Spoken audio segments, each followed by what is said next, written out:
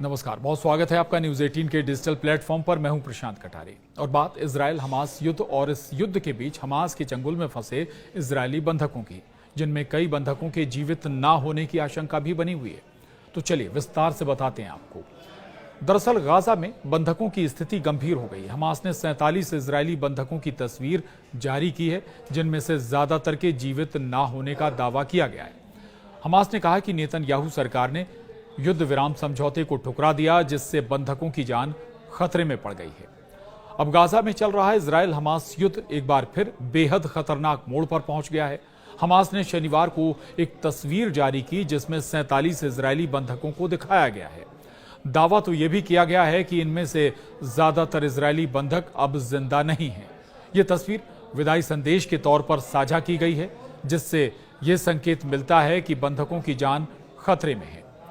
वहीं हमास ने जो तस्वीर जारी की, उसमें सभी 47 बंधकों को दिखाया गया है और हर बंधक को रॉन अराड नाम से चिन्हित किया गया है। रॉन अराड वो इजरायली वायुसेना अधिकारी थे जिन्हें 1986 में लेबनान में पकड़ लिया गया था और बाद में उनका कोई सुराग नहीं मिला। हमास की ओर से जारी तस्वीर में क्या है, ये भी आपको बताते हैं। दरअसल इस तस्वीर में हमास ने लिखा कि प्रधानमंत्री बेंजामिन नेतन्याहू ने युद्ध विराम बंधक सौदे को ठुकरा दिया और सेना प्रमुख ने भी दबाव में गाजा पर हमले की इजाजत दे दी। इस वजह से अब बंधकों की हालत बेहद खराब हो गई है।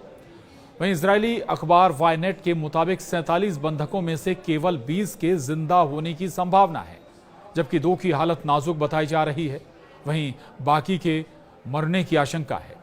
हमास के सशस्त्र विंग अल कसम ब्रिगेड ने कहा कि आपके कैदी गाजा के अलग अलग इलाकों में हैं। उनकी जान की जिम्मेदारी हमारी नहीं होगी, क्योंकि नेतन्याहू ने उन्हें मारने का रास्ता चुन लिया है।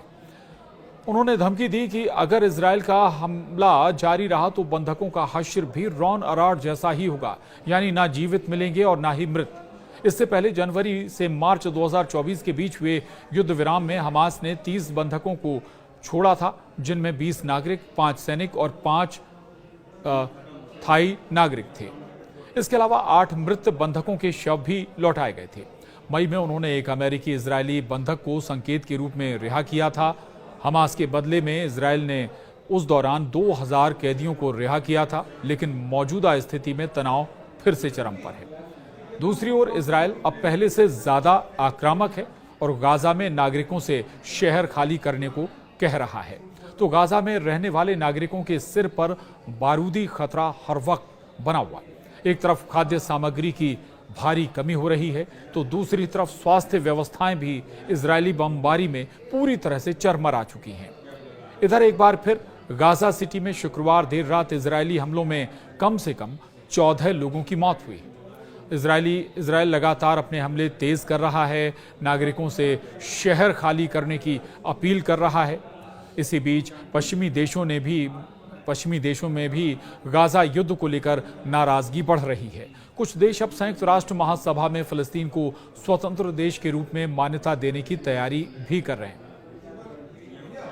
लेकिन गाजा में हमास का संपूर्ण अंत और उस पर कब्जा करने के लिए इजरायली सेना अब पूरी ताकत से हमले कर रही है। जिन भी इमारतों में हमास के ठिकाने हैं, उन्हें चुन चुन कर तबाह किया जा रहा है। आसमान से इजरायली फाइटर जेट मिसाइलों की बरसात कर रहे हैं, तो गाजा में मौजूद इजराइल की पैदल सेना टैंक और तोप से धावा बोल रही है। तो गाजा सिटी में बहुमंजिला इमारतों की नींव पर इजराइल ने 3 मिसाइलें दागी, तो बिल्डिंगें जमींदोज हो गईं। इजराइल ने गाजा के तेल अल हवा इलाके में मौजूद रिहायशी इमारत को भी बर्बाद कर दिया। वहीं इजराइल ने गाजा सिटी के शरणार्थी कैंप पर भी बारूदी वर्षा की थी। इतना ही नहीं, गाजा सिटी में इजराइल एयरफोर्स अब पर्चे गिराकर लोगों को बहुमंजिला इमारतें खाली करने के लिए भी कह रही है।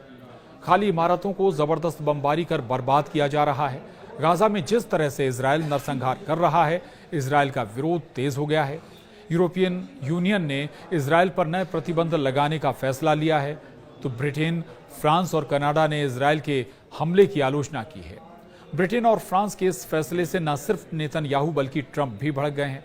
रिपोर्ट के मुताबिक इजरायली सेना विध्वंसक हमले कर आने वाले दिनों में पूरे गाजा पर नियंत्रण कर लेना चाहती है।